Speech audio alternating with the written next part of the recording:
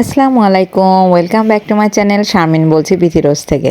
এখানে রাইসকে ছোটবেলার অনেক স্মৃতি আছে। আজকে আবার সেই ব্লগের কিছু অংশ নিয়ে আসলাম।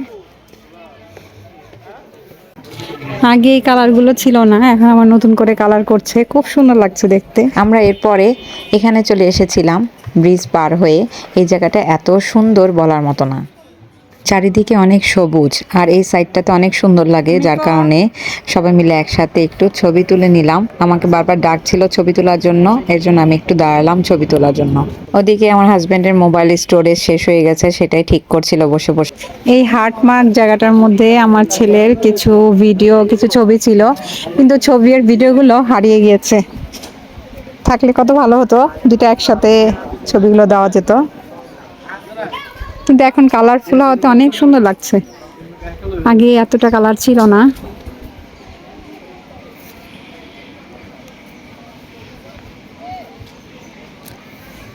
এদিকে আমরা সবাই ছবি তুলছি আর উপর দিয়ে ক্যাবল কার যাচ্ছিল।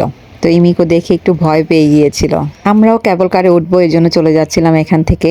উপর থেকে এই জায়গাটা এত সুন্দর লাগে দেখার মতো, কিন্তু আমার মোবাইলে খুব ডিস্টার্ব করছিল। আস্তে আস্তে আমরা উপর দিকে চলে গেলাম। এখান থেকে কেবল কারে উঠা লাগে, আমরা এখান থেকে কেবল কারে উঠবো। আর এই সাইডটাতে এত সুন্দর, একদম ঘন, খুব সুন্দর জঙ্গল ছিল।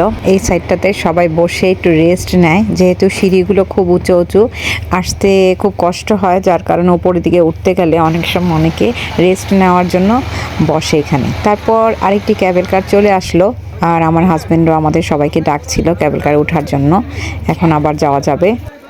আমি কখনো ক্যাবল কারে উঠিনি, এর আগে যতবার এসেছি প্রত্যেকবার ওরাই উঠেছে। তো এই প্রথম আমি ক্যাবল কারে উঠবো। তো প্রথম উঠতে চাচ্ছিলাম না, যার কারণে সবাই খুব জোরাজুরি করাতে ক্যাবল কারে উঠে বসলাম সবার সাথে একসাথেই। সবাই এক এক করে ক্যাবল কারে উঠে গেল, আমি উঠে গেলাম প্রথম, তো যার কারণে একটু ভয় লাগছিল। তো সবার শেষে আমি উঠলাম। লাস্ট আমি, বিসমিল্লাহ। উপর থেকে অনেক সুন্দর লাগছিল। আমরা তো মাত্র যেতে শুরু করেছি, তারপর পানির উপর থেকে যখন যাওয়া হচ্ছিল তখন দেখতে খুব সুন্দর লাগছিল, একটু ভয় ভয়ও লাগছিল, কারণ বাংলাদেশের ব্যাপার তো, বাইরের দেশেতে এগুলো সাধারণত একটুখানি সেফটি থাকে। যাই হোক, সবাই মিলে একসাথে খুব মজা করতে করতে ঘুরছিলাম। উপর থেকে যাওয়ার সময় মনে হচ্ছিল এটা মনে ওপার দিয়ে অন্য কোথাও যাবে, কিন্তু না, এটা শেষ হয়ে আবার ফেরত আসবে। যাই হোক, সবাই মিলে একসাথে একটু একটু করে মজা করছিলাম।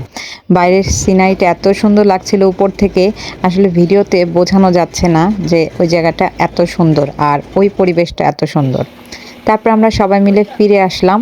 এখন ফিরে এসে একটু রেস্ট নিচ্ছিলাম, কারণ অনেক টায়ার্ড হয়ে গিয়েছি সকাল থেকে, আর বিশেষ করে ইমিকো টায়ার্ড হয়ে গিয়েছে। তো আমরা আসলে ভিতরে খুঁজছিলাম যে আমরা কোথাও একটু ড্রিঙ্কস বা কফি এগুলো একটু খাবো।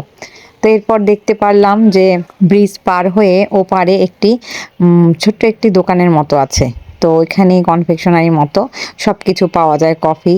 তো আস্তে আস্তে আমরা ওই সাইডটাতে চলে যেতে শুরু করলাম। তো ওইটা যাওয়ার জন্য আমাদের ব্রিজটা আবার পার হতে হবে, তারপর যেতে হবে।